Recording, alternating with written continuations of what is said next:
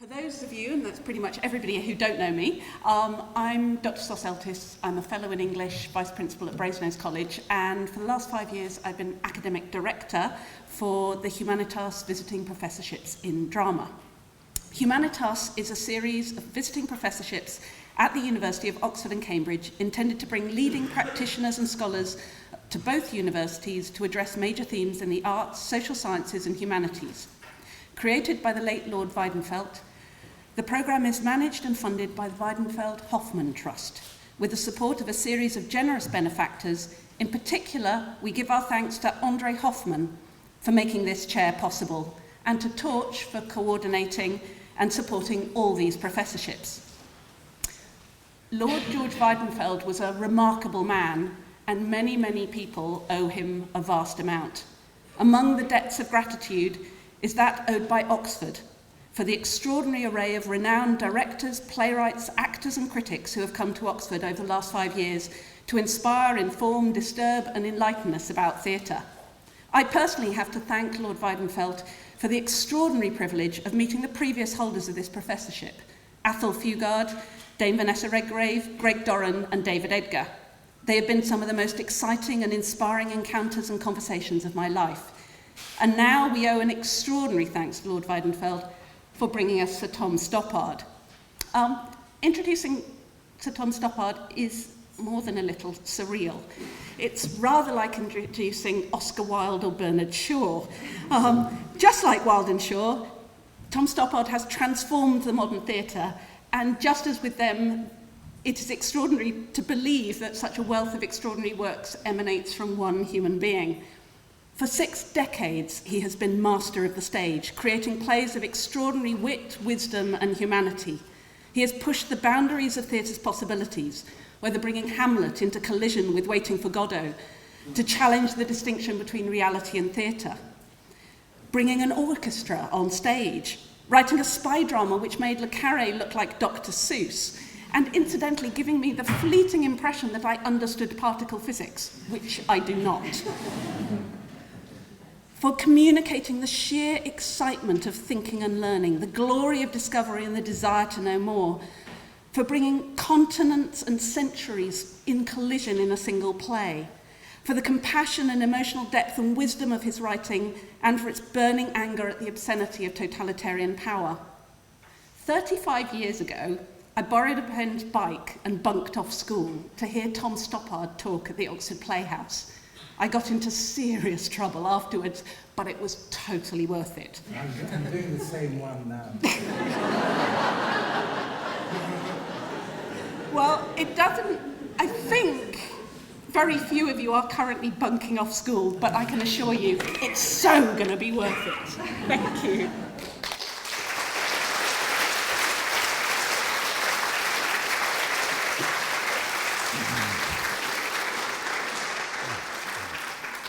Thank you so much.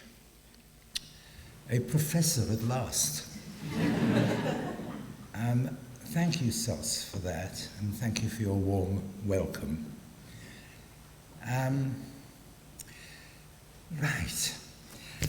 I brought my lantern slides, which I will read out as they become appropriate.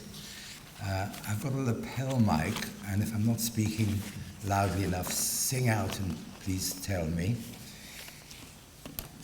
And thank you very much for coming. Of course, I had to give serious thought to this occasion.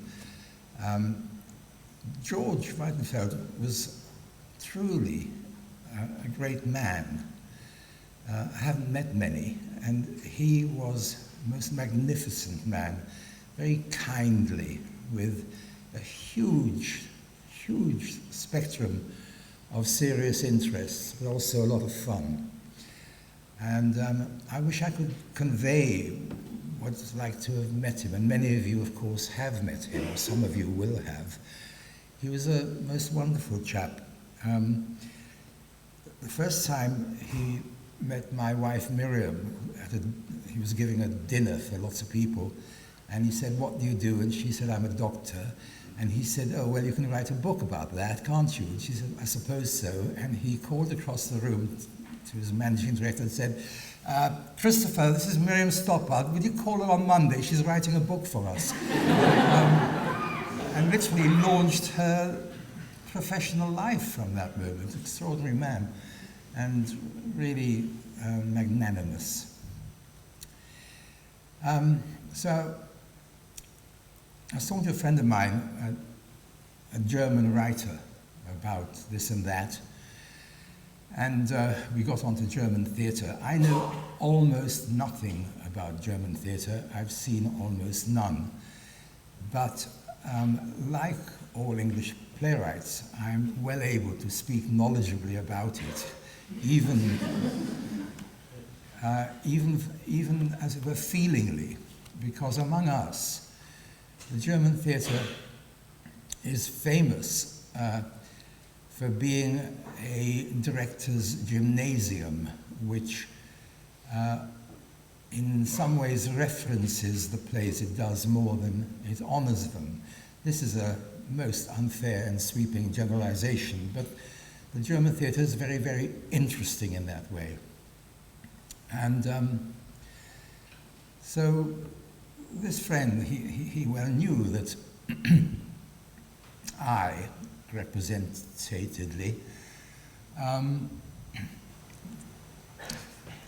thought of plays as being a kind of description of an event in advance of the event, which is probably too restrictive an idea, but fidelity to text was some sort of constraint on the directorial imagination. And he said, well, of course, you would think that because you're an English playwright, so you think theatre is a branch of literature. And I thought, wow, yeah, really. The play has to be written first, and dramatic texts sit very, very securely and for a very long time in the corpus of our literature, many of them hallowed.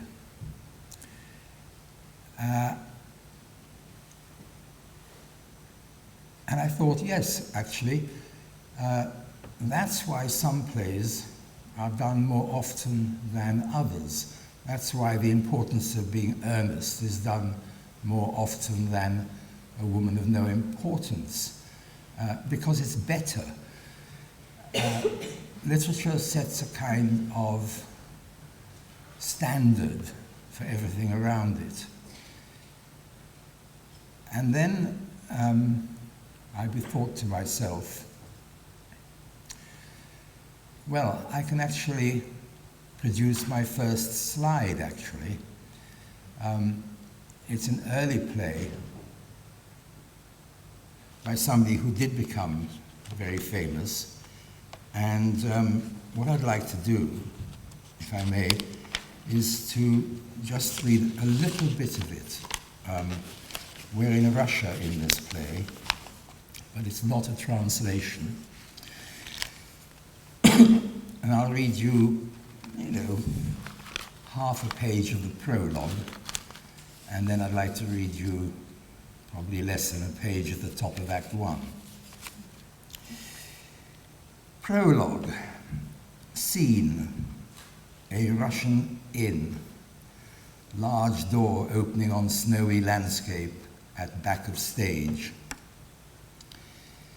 Peter Tsar, Burov, and Michael. Peter warming his hands at a stove. Has Masha not come back yet, Michael? Michael, no, Father Peter, not yet. 'Tis a good, I wish I could do a country accent. 'Tis a good 3 miles to the post office, and she has to milk the cows besides. And that done one is a rare plaguey creature for a wench to handle. Why did you go with her, you young fool? She'll never love you unless you're always at her heels. Women like to be bothered. She says I bother her too much already, Father.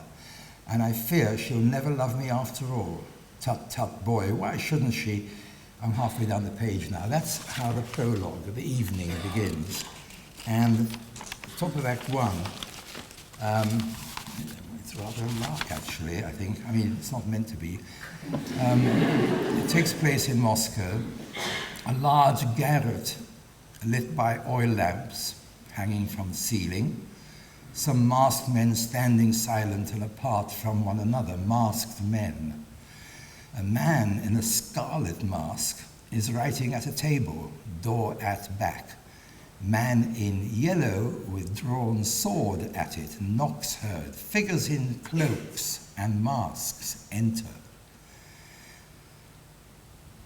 Clock strikes. Conspirators form a semicircle in the middle of the stage. President, what is the word? First consp, Nabat, Prez. The answer, second consp, Kalit, Prez. What hour is it? Third consp, the hour to suffer. Prez. What day? Fourth conspirator, the day of oppression. President. What year? Fifth conspirator, since the revolution of France, the 9th year. How many are we in number? Sixth conspirator, 10, 9, and 3.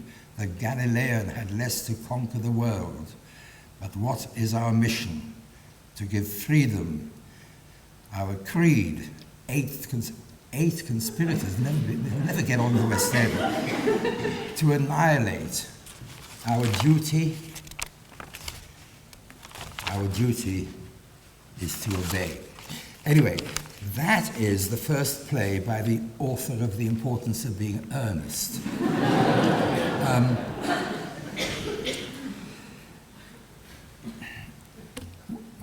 What are we actually supposed to make of that? Well, we'll come to what we might make of it. My present point is simply that there is a relationship between theatre and literature, naturally, but it may not be that simple. And in a moment, in fact, right now, I'll explain that it's even less simple than you believe that I've been hinting. Because the importance of being earnest, which now is this, rather sparkling item of our literature, was delivered to George Alexander, the actor-manager, as a 4-act play. And in the course of rehearsals, Alexander, without Wilde's assistance, blue-penciled all over it, and we now know it as a 3-act play. Now, many things were going on in Wilde's life at this time. And I should just say briefly that Vera was published in 1881. And by the way, it's not I should have said, it's not juvenilia. Wilde was 26 or 7 when he published Vera. He went on to write The Duchess of Padua in a year or two. Both plays successively were put on in New York. Both failed. And I think it's fair to say that they're not seen very much now. And then in 1892, which was, that much later, 10 years later, he wrote Lady Windermere's Fan. And Lady Windermere's Fan really ought to have prepared him for what happened when George Alexander got his hands on The Importance of Being Earnest. I sound as though I'm doing a lecture about Wilde, but I won't in a minute, though I do have a lantern slide to read out. George Alexander was doing all this. Wilde was having the kind of problems that Wilde had in 1895. And he was ill, and he wrote to Alexander. And I just want to say that between Lady Windermere's fan and the importance of being earnest, a matter of a couple of years, Wilde found himself as a playwright, because the first two plays he wrote were historical dramas or melodramas, as with Russian conspirators. And it took him a long time to realize where his mise en scène was. It was in contemporary London. And he wrote these kind of social melodramas of betrayed societies. I forget which order they were in, An Ideal Husband. And then, although that was those plays about his own world were written remarkably quickly, a short time, 2 of them in 1 year, then he made this, I'm sorry to use a cliche, and we'll come back to that as well, he made this quantum jump into this perfect construct. Consciously or otherwise, he must have thought, actually what I am very good at is being funny, so maybe I should do that. And the result was the importance which Alexander, as it were, helped to create with a blue pencil. In the case of Windermere's fan, Wilde wrote to him a lot during rehearsal. And you might be thinking, it's not very up to date, but believe me, it is bang up to date. I'll read you a little bit.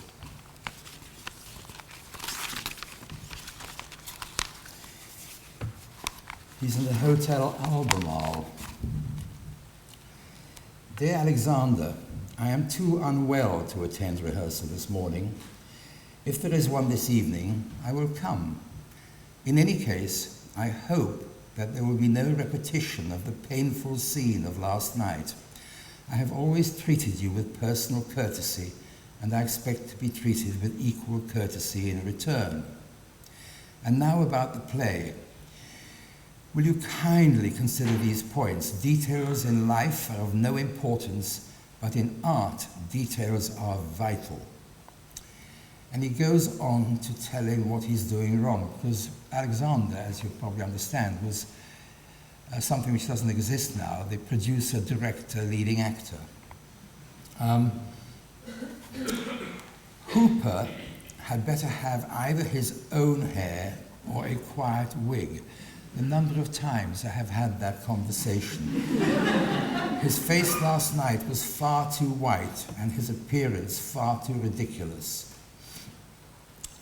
Also, would you remind Lady Plymdale to say, that woman, not that dreadful woman. We must not make Mrs. E look like a cocotte. She is an adventuress, not a cocotte. I hope everything is going all right. It seemed to me that only the details want finishing. Yours truly. P.S. Act 3, Lord A's coat, too horsey. Dear Alexander, I'm still in bed by my doctor's orders, or would have come down to rehearsal, but will be there tonight for certain. I'm severely editing. I have entered at great length into this matter because every suggestion you've made to me I have always carefully and intellectually considered. Otherwise, it would have been sufficient to have said, and what I am sure you yourself on reflection recognize, and that is that a work of art wrought out on definite lines and elaborated from one definite artistic standpoint cannot be suddenly altered. It will make every line meaningless. It's about a dark lady who is secretly somebody's mother, and Alexander thought it was a good idea to let the audience know that she was his mother, which actually I do sympathize with Wilde. The thing would have actually just sort of collapsed. In other words, the sort of theatre literature axis is a bit tricky because one gets into a kind of confusion about whose play we're talking about and how it got to be the way it is.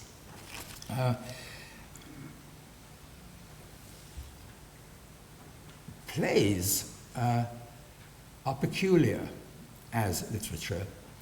It's self-evidently, plays are dialogue in character.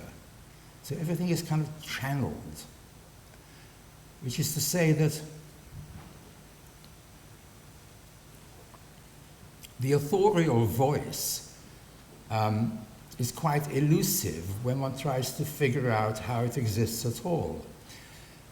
You write a play with certain kinds of people in it, and they speak appropriately, and they never speak otherwise, of course.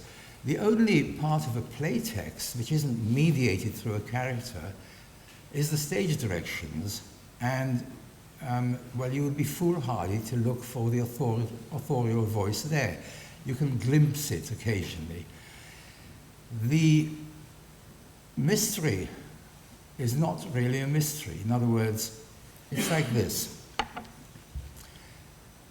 T.S. Eliot, in his playwright mode, and Noel Coward were at much the same time writing about much the same kind of people, doing much the same kind of thing, talking, in much the same setting. Why don't Eliot and Coward sound like each other? Clearly, it's because the idea that a writer subjugates himself in order to allow the character to speak is completely fallacious. And of course, writers are much too arrogant to countenance such a relationship with their characters. On the contrary, Eliza Doolittle's father, the dustman, is just as much channeling Shaw as Professor Higgins. And it's really quite odd that there's some kind of tacit agreement between the audience's consciousness and the playwright's superconsciousness. Theatre is not quite, not exactly comfortable in the way we generally think about our literature, which is very largely about prose fiction and poetry, especially, of course, including poetic drama.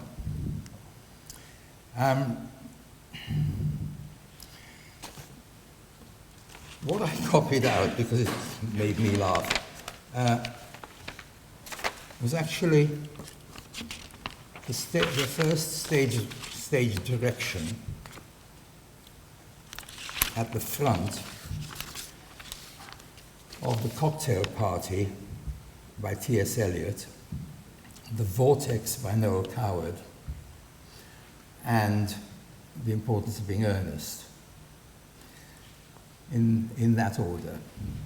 Act 1, Scene 1, the drawing room of the Chamberlain's London flat, early evening. Act 1, the scene is the drawing room of Mrs. Lancaster's flat in London. The colours and decoration are on the verge of being original. It's Coward, of course. A little higher up the branch, we find Oscar Wilde. Act 1, the morning room in Algernon's flat in Half Moon Street.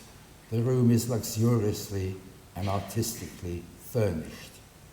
Well, I know I loaded the dice, but you can see that so far we've just, as it were, referenced three writers who are distinctive in literature, but not exactly groundbreaking in theatre, which is to say, they are all family. So now for something completely different. Grey light, left and right, high up, two small windows, curtains drawn. Centre, in an armchair, on casters, covered with an old sheet, Ham. Motionless by the door, his eyes fixed on Ham, cloth, very red face, brief tableau. Endgame, Samuel Beckett. I actually found just a little scrap of Beckett's stage direction at the beginning of Endgame. There's something heroic about it.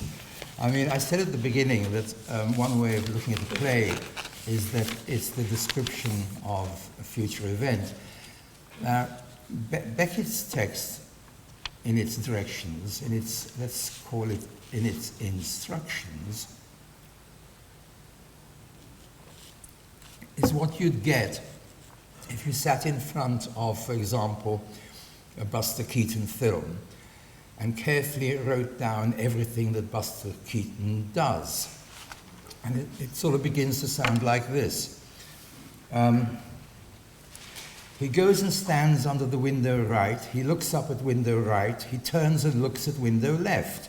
He goes out, comes back immediately with a small stepladder, carries it over and sets it down under the window left, gets up on it, draws back curtain. He gets down, takes 6 steps, for example, towards window right, goes back for ladder, carries it over and sets it down under the window right, gets up on it, draws back curtain.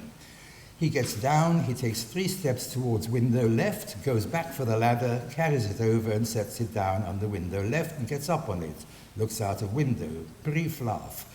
That's less than half of what he does.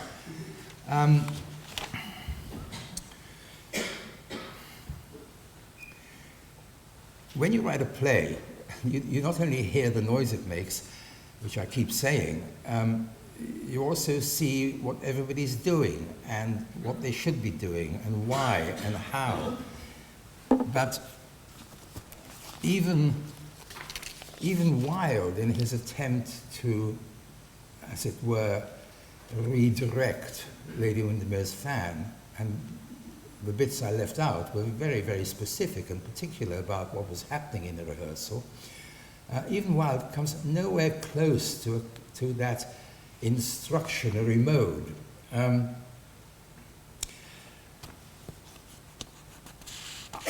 I have to say that I always felt when I was young that I was writing the instructions on the packet too.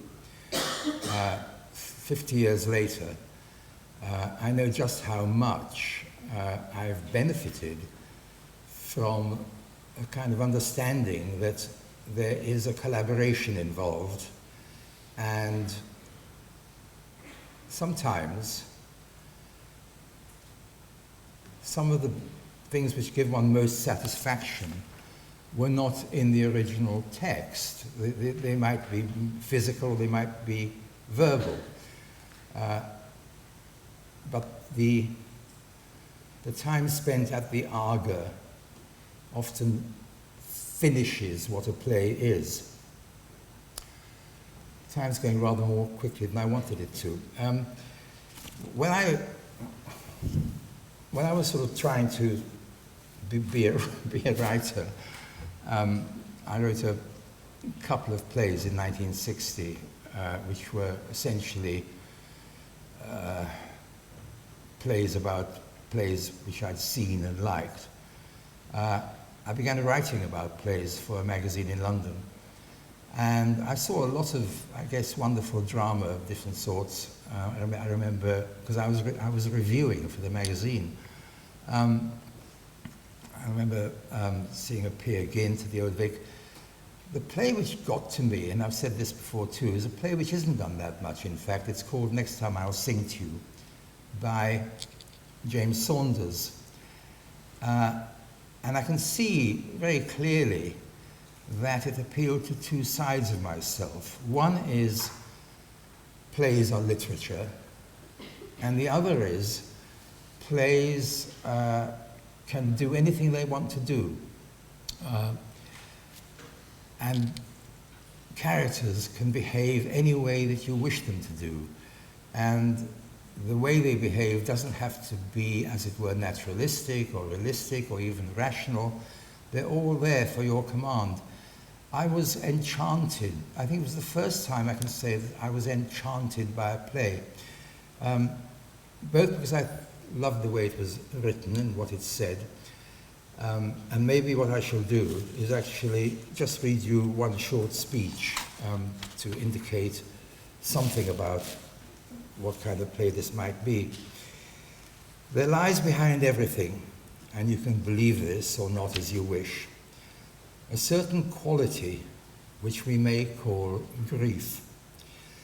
It's always there, just under the surface, just behind the facade, sometimes very nearly exposed, so that you can see dimly the shape of it, as you can see sometimes through the surface of an ornamental pond on a still day, the dark, gross, inhuman outline of a carp gliding slowly past. When you realize suddenly that the carp were always there, below the surface, even while the water sparkled in the sunshine, and while you patronized the quaint ducks and the supercilious swans, the carp were down there, unseen. It bides its time, this quality, and if you do catch a glimpse of it, you may pretend not to notice, or you may turn suddenly away and romp with your children on the grass, laughing for no reason. The name of this quality is grief. A very little time later, a character comes on and starts deploying the other characters as though he were the captain of the cricket team deploying his fielders.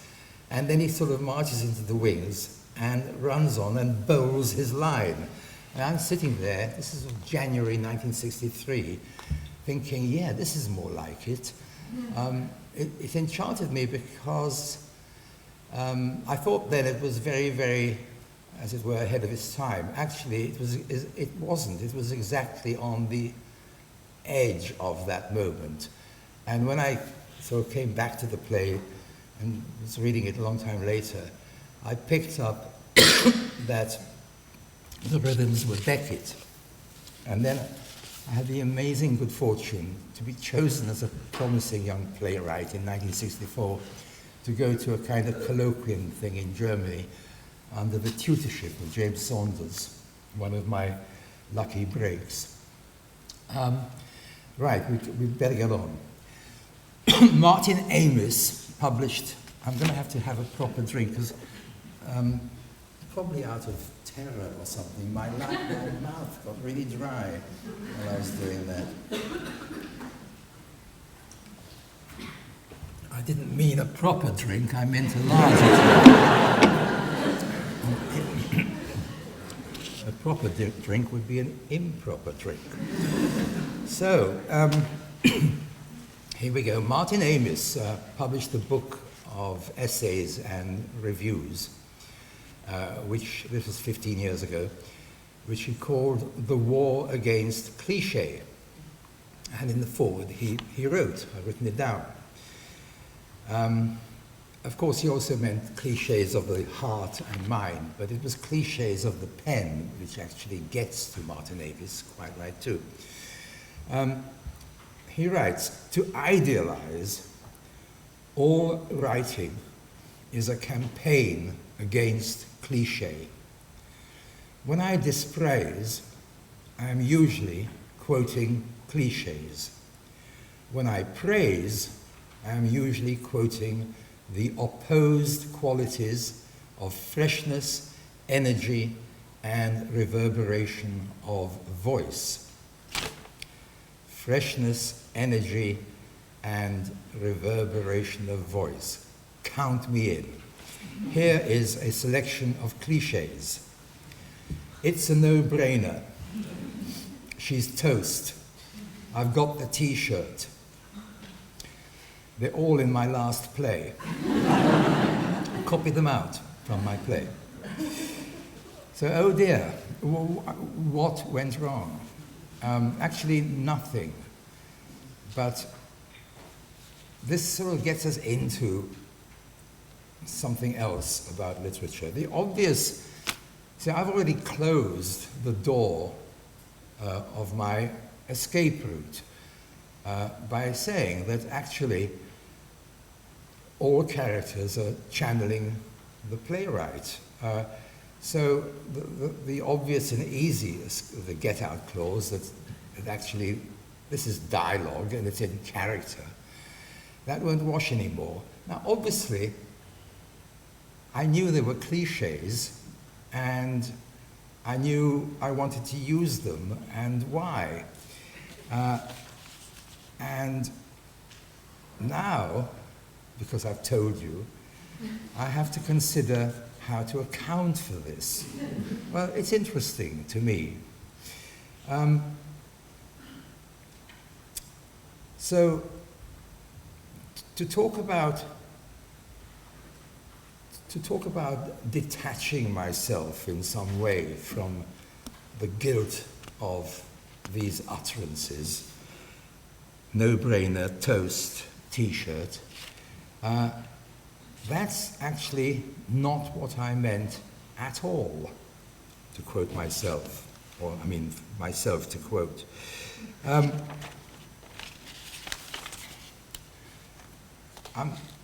I'm sort of stuttering on the edge of an appalling statement, but I'll make it. I love cliches. Well, obviously, nobody loves cliches. Cliches are dreadful things. But sometimes I do actually love the judicious use of a banal, well-worn, shop-worn phrase. I mean, here's a sentence. She can have some paid leave, but ultimately, I'm going to have to sack her. Here's the same sentence with a kick up the arse. She can have some paid leave, but she's toast. We'll continue with this for a moment, but can I just say that actually, the danger which a playwright must keep an eye on is the opposite danger of writing dialogue which exhibits more knowingness, more articulacy, and somehow more of what one might call studied spontaneity, than such that few people could manage to bring off realistically in real life.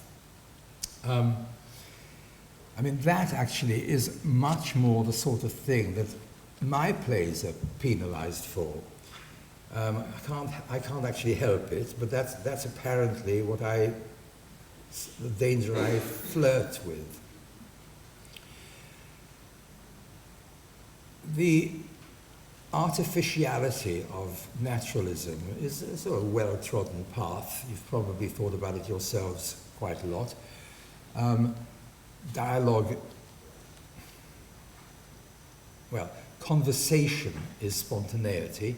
Dialogue is spontaneity worked on. And we work on our spontaneous dialogue. This is, of course, not something which is any kind of secret, far from it.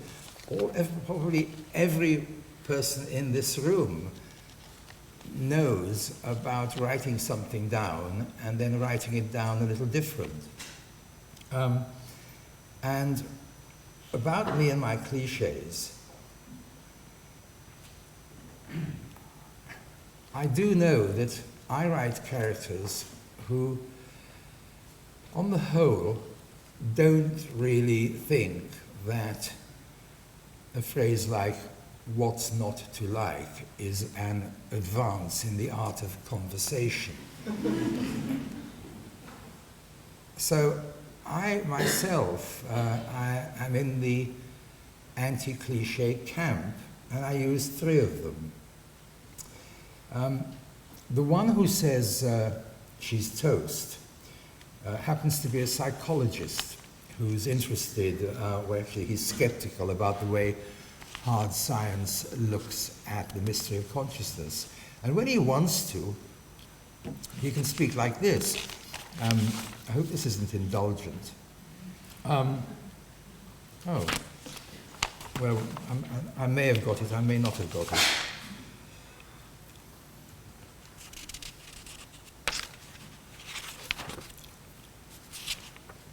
I have got it. He says, well, they're doing optics with mice and calling it consciousness. Oh, his problem is with hard science, I should have said. They're doing optics with mice and calling it consciousness. A mouse is a bundle of behavioral responses to physical stimuli. Poking it with a stick is the same thing bigger. Light photons hit the retina, smell molecules get the whiskers twitching, and improved technology will show us the mechanism all the way to cheese response. It's only amazing, it's not counterintuitive.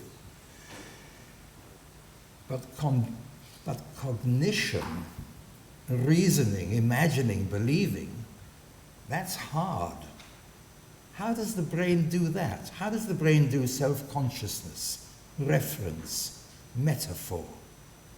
I wandered lonely as a cloud. As a what? Thy two breasts are like two young roes that are twins and feed among the lilies. Like two what, which what? That's hard. Where is it happening? How? If you had a choice, would you choose a mouse? Would you choose optics? Would you spend your time looking at a brain while you poke it with a laser? And guess what she replies? Not me, boss, it's a no-brainer. Now, you were supposed to groan, but never mind. Sure, they're both working in some kind of brain science institute. So, is that my get out? That it's a kind of knowing use of the cliche? It's not actually what I mean either. The last thing I want to suggest is that in some way, when I use a cliche, it rises above cliche by virtue of some elusiveness, as might "he's in the doghouse, escape calumny" if it's applied to a man hiding in a kennel. It's not that either. There is something, though. You're talking to someone, and you start taking them through all the arguments that you believe should persuade this person that she's completely wrong in some view she happens to hold. Now, she might say, look, I'm sorry to interrupt, but I'm already familiar with the arguments and I'm not persuaded. Or she might say, forget it, I've got the T-shirt. It wouldn't work if the phrase were not in the lexicon. But it is, and I kind of love it for the way it collects up not just the primary information, but sort of bounces off ideas to do with youthfulness and going somewhere and wearing clothes like slang. And I like the phrase, I like the character, by the way, and I like the way she talks. But that's not my excuse for using cliches. I'm actually approaching something which is even more embarrassing. But it's sort of like this. I said I loved the occasional sauce. I've overrun. No, go for it. This is about leaving time for questions. But actually, I didn't start till 1:45, did I? No. Sorry. Yeah, I said that I have this, pride or weakness in the judicious use of the cliche. And what I feel about it is that in some really interesting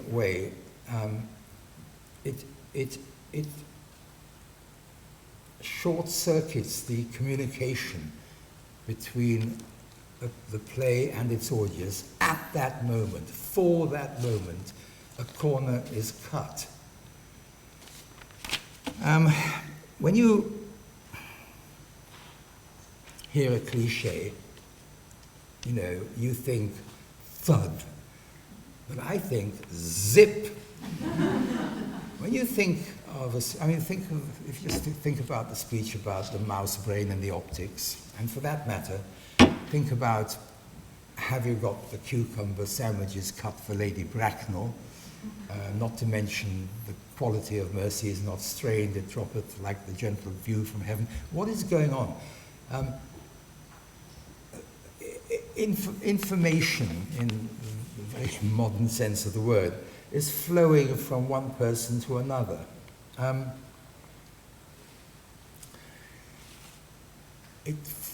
It's in bits, isn't it? You know, that's kind of like nowadays how we think of information.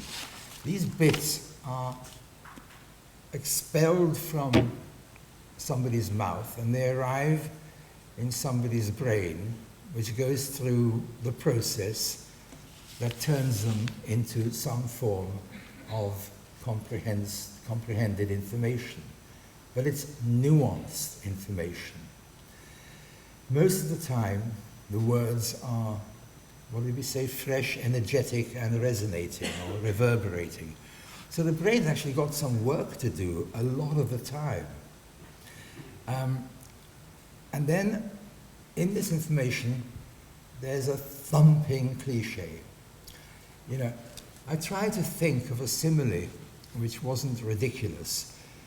But if we say that what the brain has to do is to turn information into money, cliche is already money.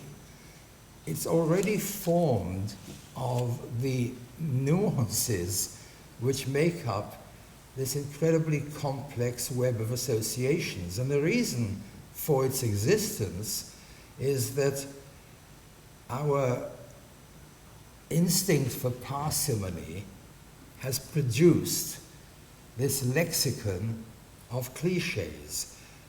I can put my glass down forcibly and we can all ask each other, you know, does he actually believe this? Well, as a scientist, which I'm not, I probably don't. As somebody who's striving for some kind of acceptance from his inner being, some kind of acceptance from my absolute conviction while I was writing, that I wanted to, here and there, seldom but enough, use banalities, you know, cliches. I guess that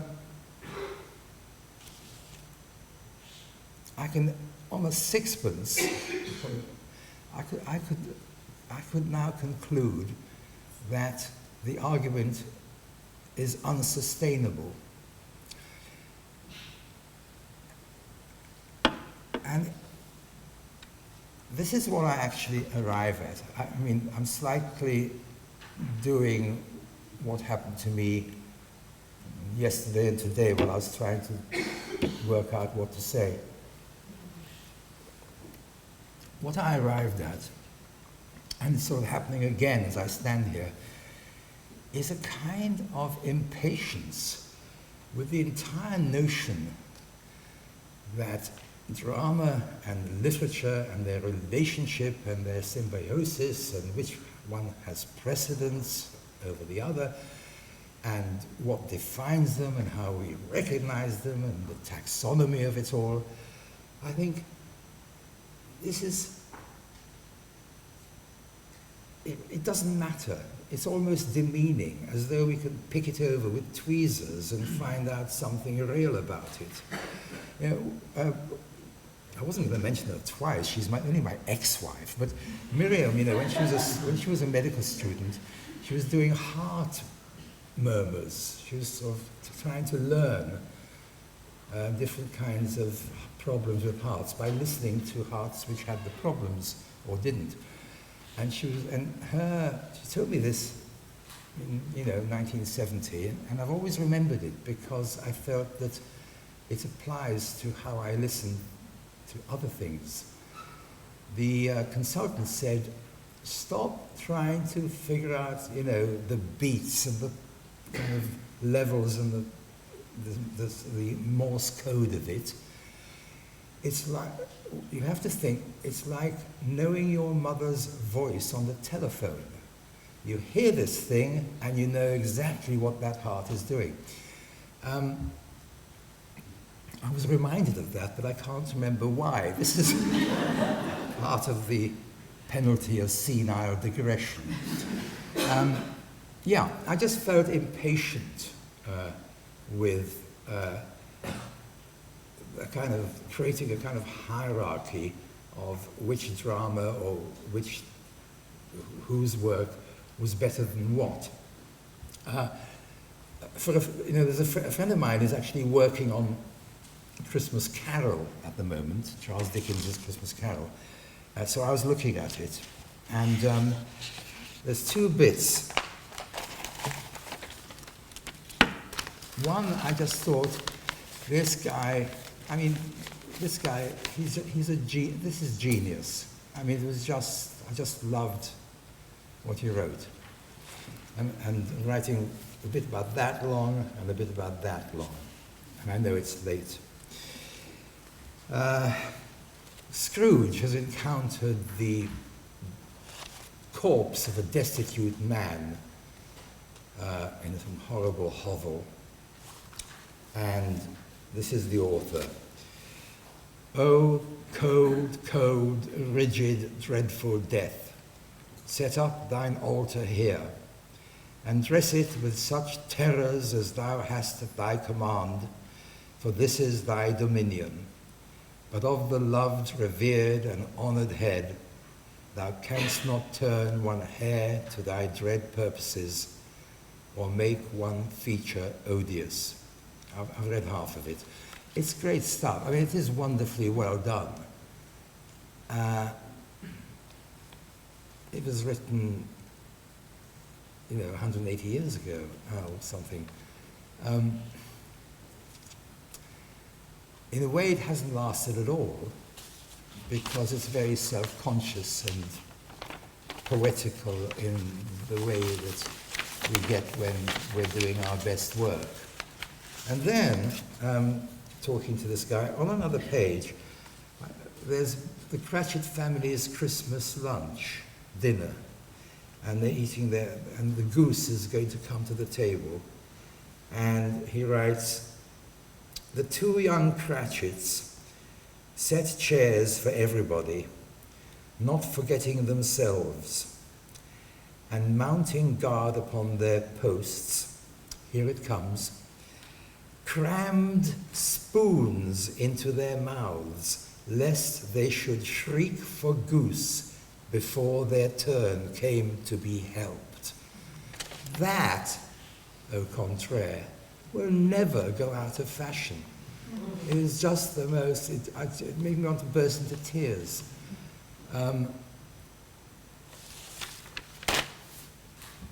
So I'll wrap it up now.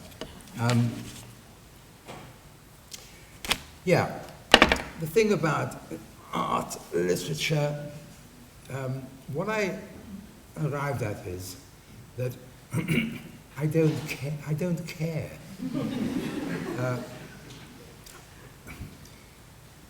That's what Tommy Lee Jones says to Harrison Ford in The Fugitive, when the fugitive turns and implores the detective. He says, I didn't kill my wife.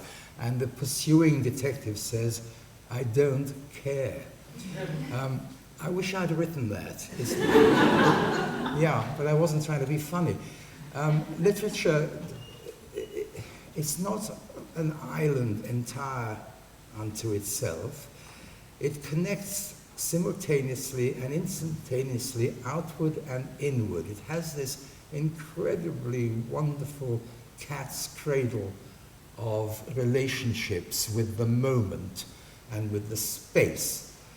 So the reason I say I'd like to have written that, I don't mean I wish I'd written I don't care, but I wish I'd been the one who realized that was the perfect statement in this concatenation of associations and of the situation itself, of, just in one word, of the context. So I don't care becomes literature. Forget it, Jake, it's Chinatown becomes literature.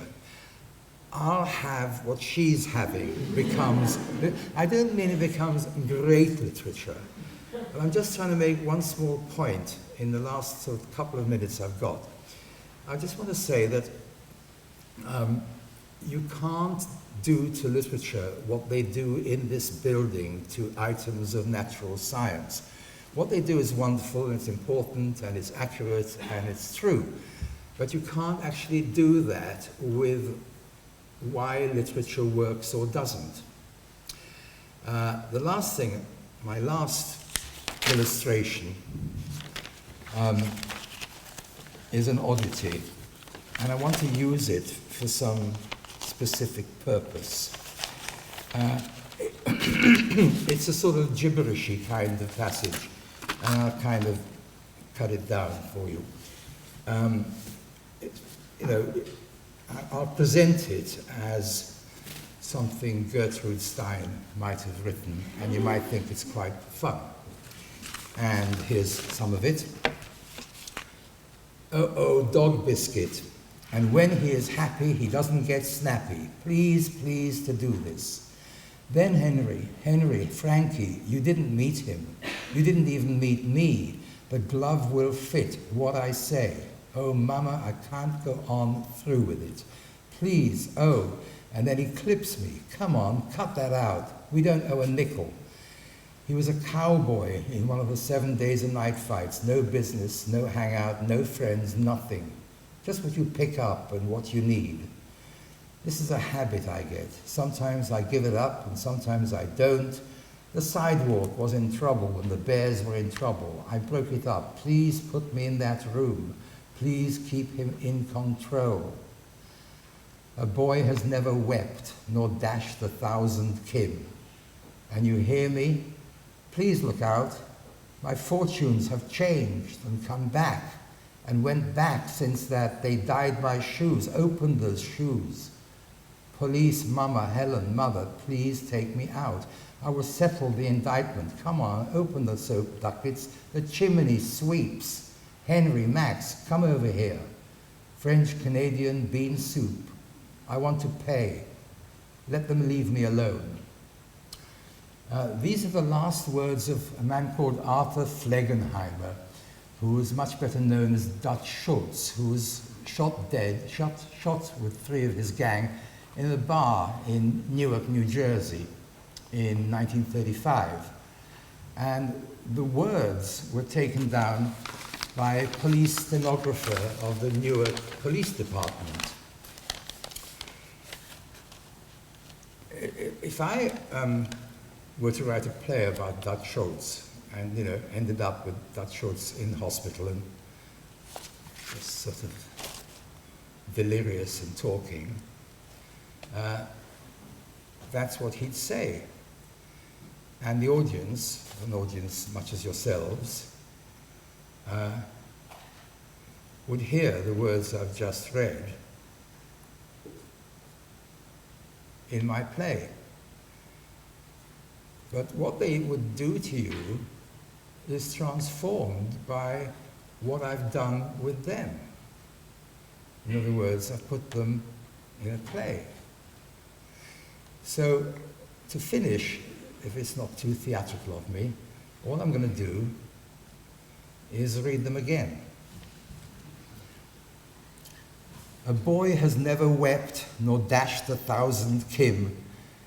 And you hear, please look out, my fortunes have changed and come back and went back since that they dyed my shoes. Open those shoes. Police, Mama, Helen, Mother, please take me out. I will settle the indictment. Come on, open the soap ducats. The chimney sweeps. Henry, Max, come over here.